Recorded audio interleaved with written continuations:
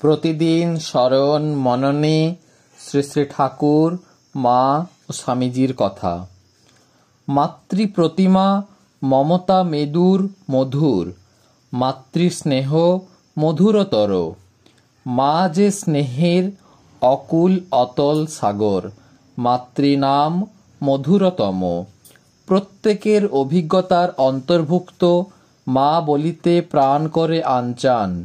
মা স্নেহময়ী, ক্ষমাশীল, কল্যাণাকাঙ্ক্ষী। বালকের সব নির্ভর মার উপর। দাসীপুত্র বাবুর ছেলের সঙ্গে কোঁদল করতে করতে বলে, আমি মাকে বলে দেব। বরানগর মঠে ক্ষুব্ধ লাটু মহারাজ বলেন, আমি মাকে পত্র দিব। মায়েদেরও মা, সকলের মা শ্রী শ্রী মা। শ্রীমা শারদামণি বা শ্রী শারদা সুন্দরী, মাধুর্যে ভরা অপরূপা। তীব্র তার আকর্ষণ, তার টানে সুদূর শ্রীহট্ট থেকে জয়রামবাটি ছুটে গিয়েছেন এক যুবক, পরে স্বামী শারদেশানন্দ। কালী মামার বাড়ির দরজার সম্মুখে একটি বৃহৎ প্রস্তরখণ্ডের উপর মা বসেছিলেন।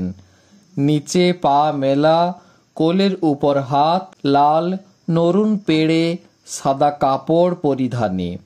আধ ঘোমটা, ডান দিক অনাবৃত, কিঞ্চিত কুঞ্চিত কুন্তলরাশি ডান কাঁধের উপর দিয়ে ঝুলে পড়েছে।